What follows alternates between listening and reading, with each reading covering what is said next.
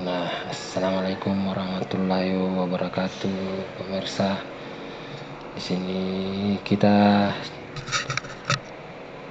sama-sama menonton perempuan dari Barat ini sepertinya merasa keberatan dan dibohongi, dan mencoba belajar dan membaca Alquran, melihat dari situasi dan kondisi kemanusiaan di Palestina. Baik pemirsa, kita simak apa yang dia katakan.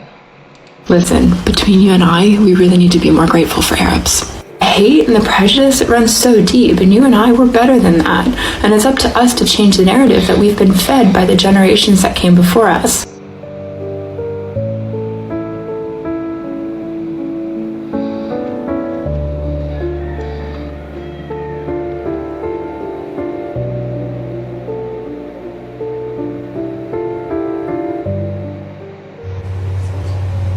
So, if you must fight, then strike only at those combatants who attacked you. Do not attack women, children, the elderly, or those retreating in their places of worship.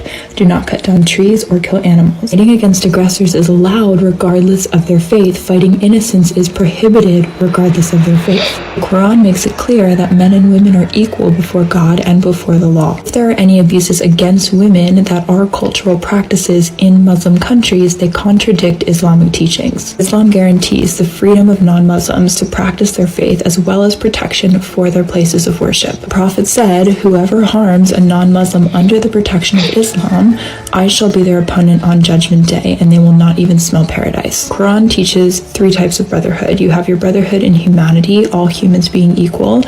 You have your biological brotherhood, your siblings, and you have your brotherhood in faith, your fellow Muslims. Judgment Day arrives and you have a seedling in your hand, plant it regardless, and don't waste water even if you live by the river. The Prophet prohibited polluting water sources and promised a heavenly reward for planting trees to feed animals, birds, and humans. He taught that a good deed done to an animal is like a good deed done to a human being. The Prophet prohibited the use of live birds and animals for target, the killing of animals for sport, slaughtering an animal in front of another animal, and forbade overburdening animals and underfeeding them. Best among their believers are those who are best to their wives, and that paradise lies under the feet of the mother.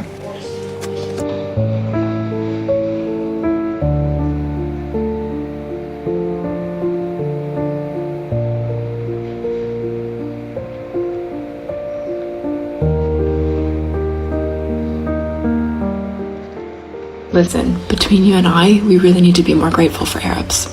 Hate and the prejudice, it runs so deep, and you and I, we're better than that. And it's up to us to change the narrative that we've been fed by the generations that came before us. There's a big survey done in the United States of America that asked Americans if they believed that Arabic numbers should be taught in the US school systems. About 60% of people said no, another 15% weren't sure. 0, 1, 2, 3, 4, 5, 6, 7, 8, 9. These are Arabic numbers. Would you like to go back to Roman numerals? In the 9th century, an Islamic scientist came up with a more effective way of categorizing value. The system was originally based on the Hindu Arabic numeral system, but then was adopted by Muslim mathematicians in the 9th century. Sciences, engineering, medicine started seeing exponential growth because of this shift. It helped build the economy. It played a huge role in technological advancement. This marked a significant point in time for the West, where we moved from the Dark Ages to Enlightenment. We would not be where we are without Arabs. We need to dig deeper and see past the hate and the fear that we've been programmed with. Arabs are brilliant, they're amazing, they're kind, they're not people to be afraid of.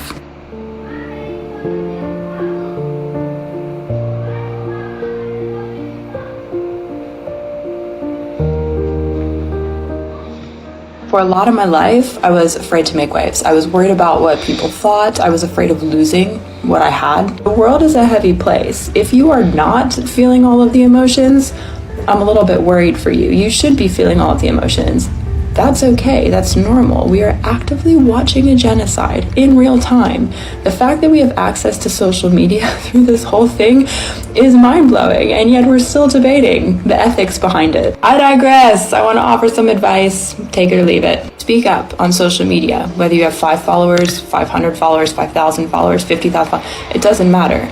Feel the fear, do it anyway, And here's why. As dark as the world is, the light will always find its way through. You and I, we're energy in human form. I love the fluffy content. I love sharing recipes, posting pictures of my kids, sunsets, my cats. What happens when we're sharing this fluffy content is we have lots of neutral energy hanging around. The second you dive into your core values, your beliefs, how you really feel, you'll start to see the cracks. The hate, the angry comments, messages, they'll come. The hate likes to make itself known, but it won't stick around. The light, it only grows. You want to surround yourself with humanity, love, kindness, empathy, courage. If you're chilling in the safe zone, you've just got this bleh energy hanging around. You matter. Your voice matters. Be true to that. As long as you radiate light and love, that energy will always come back to you in full.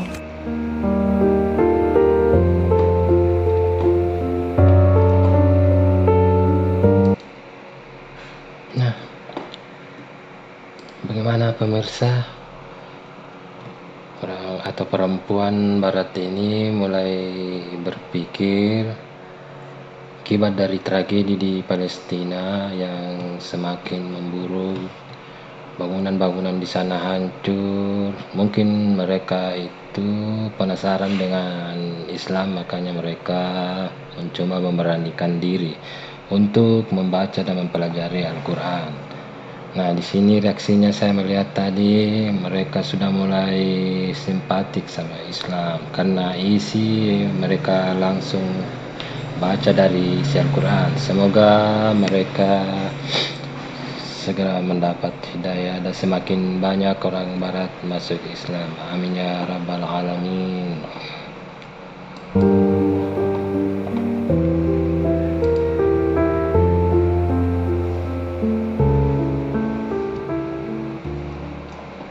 Sampai jumpa di lain kesempatan. Semoga video-video berikutnya membawa manfaat, terutama mengenai edukasi diri dan untuk kita semua. Sampai jumpa.